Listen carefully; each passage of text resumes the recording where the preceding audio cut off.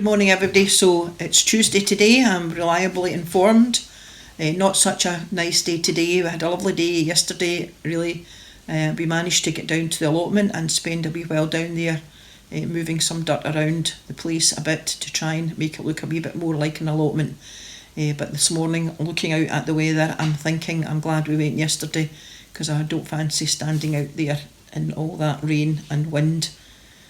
So I hope if you have things planned today, they're indoor things and it doesn't stop you doing what you're going to do. I think tomorrow's to be a better day. I know that I said yesterday we were hoping to meet Bill and Hazel yesterday, but they had been away overnight the night before and didn't manage to get back in time to meet us yesterday. So it's now tomorrow. I'm hoping it'll be a bit better tomorrow so that we can perhaps get a wee walk out somewhere with them. They're very fond of walking in the parks in Glasgow near where they stay. So it might be that, or hopefully we'll manage to get a wee bit further away and meet them somewhere for a nice walk along the seafront somewhere. So I hope everybody's doing okay. Having a wee word with Sybil this morning, and Sybil and Robert are doing fine. Sybil's been out and about, and I think she's enjoying the fact that she can get out and about again after being in the house for so long. So I hope if you've been in and you're out now, you'll see the world is certainly a different place in the time since the lockdown started. But I think most people up here, I think Sybil and I agreed that most people that we see are trying to follow the rules and stick to the rules. And that's a good thing, and I think we're doing well up here.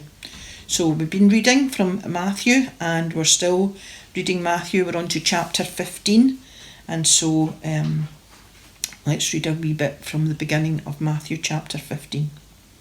Then some Pharisees and teachers of the law came from Jerusalem to Jesus and asked him, "Why is it that your disciples disobey the teaching handed down by our ancestors? They don't wash their hands in the proper way before they eat." Jesus answered, "And why do you disobey God's commands and follow your own teaching? For God said, 'Respect your father and your mother,' and if you curse your father or your mother, you are to be put to death. But you teach that if people have something they could use to help their father or mother but say, 'This belongs to God,' they do not need to honour their father. In this way you disregard God's command in order to follow your own teaching. You hypocrites, how right Isaiah was when he prophesied about you.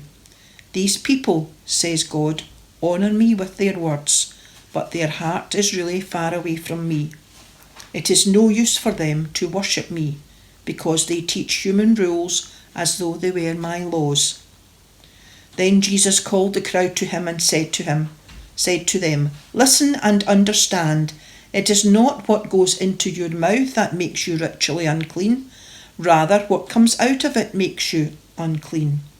Then the disciples came to him and said, 'Do you know that the Pharisees had their feelings hurt by what you said?' 'Every plant which my Father in heaven did not plant will be pulled up,' answered Jesus. 'Don't worry about them. They are blind leaders of the blind, and when one blind man leads another, both fall into a ditch.' Peter spoke up. 'Explain this saying to us.' Jesus said to them, 'You are still no more intelligent than the others. Don't you understand? Anything that goes into your mouth goes into your stomach, and then on out of your body. But the things that come out of the mouth come from the heart, and these are the things that make you ritually unclean. For from your heart come the evil ideas which lead you to kill, commit adultery, and do other immoral things, to rob, lie, and slander others. These are the things that make you unclean. But to eat without washing your hands, as they say you should, this doesn't make you unclean.' Jesus left that place and went off to the territory near the cities of Tyre and Sidon. A Canaanite woman who lived in that region came to him.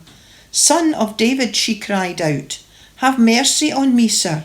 My daughter has a demon and is in a terrible condition.' But Jesus did not say a word to her. His disciples came to him and begged him, 'Send her away. She is following us and making all this noise.' Then Jesus replied, I have been sent only to the lost sheep of the people of Israel." At this the woman came and fell at his feet. "Help me, sir," she said. Jesus answered, "It isn't right to take the children's food and throw it to the dogs." "That's true, sir," she answered, "but even the dogs eat the leftovers that fall from their master's table." So Jesus answered her, "You are a woman of great faith. What you want will be done for you." And at that very moment her daughter was healed. Amen, and God bless the reading from Matthew chapter 15. So, take care everybody. Don't think we're doing very much, still looking at the weather, raining here. Thanks people that have been putting their money in the door, and Irene will be contacting some people that have contacted me. We're very pleased that people are trying to help us out in this way. Still getting money through the door, still getting people phoning up to offer their offering and their envelopes. So thanks for this. We do really appreciate it.